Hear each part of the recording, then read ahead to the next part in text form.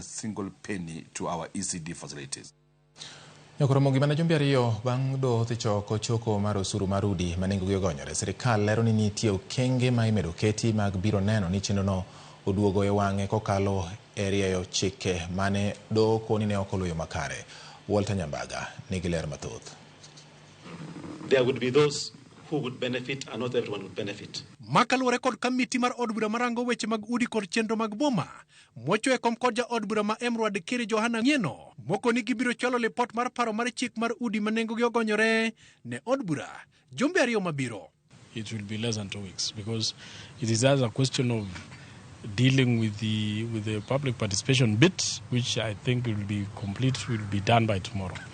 And then after that, of course, we'll present the bill now before the House, which I'm hoping the House will be recalled probably next week. And once that is done, we come and debate and the whole process will be complete. So what I believe is that after the passage of this particular bill in the House, what is remaining is for the presidential assent. Matimore kinde ma kamiti no lero ni weche ma jokenya golo motegno e kinde ka pa jopiny gin kaka lope mag jopiny biro bedo mag ji giwegi e kaka jogo machamo sara kod jogo ma ok chul ibiro nywandie chenro no maonge kwede. Hiyo maoni yote tulisikiza na tunasema yote tutayatilia maanani tukifika kule bunge. That is why we were seeking the opinion of the National Land Commission on how this public land, of course, also there is a law that deals with conversion of land, both from public land to private land. Jopiny bende ni mondo osuru no oket machal kod mano mar dhier otaya NSSF mangato yudo pesa ne ponono oko yudo ot. There was even suggestion by many that why don't we make it the NSSF model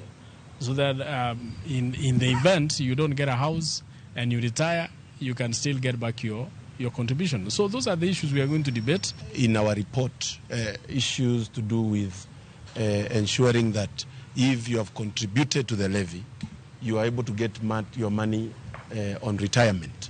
And all these are the views that we collected, and I believe the two committees that have been tasked on this issue are going to make a report that is in favor of the public.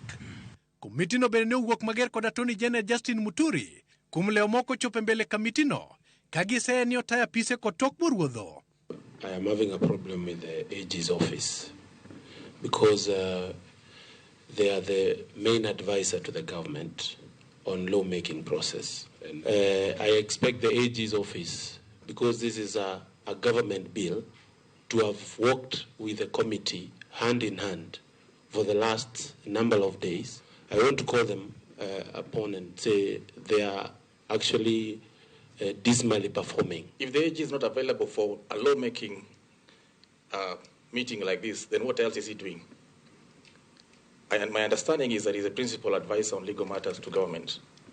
And so if he cannot avail himself to come and help us make this law, I doubt that he's needed in government.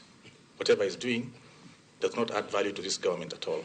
Gimene Justin Muturo serem chuto ne sirkal paro maleo makao kamano to sirkal owuon emo serem tiyo kod paro ma ochutne. The fact that some material are brought here which are not properly addressed, not signed by the Attorney General or his representative, tells you why government continues to lose cases on bills in court.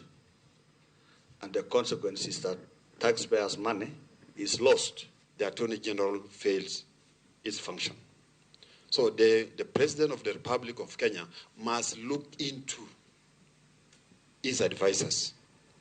They have a problem, whether they advise the President, but the President is refusing to listen to their advice. Walter Nyambaga, Ramogi TV. Duol mochune kedo gi mibadhi e pacho ka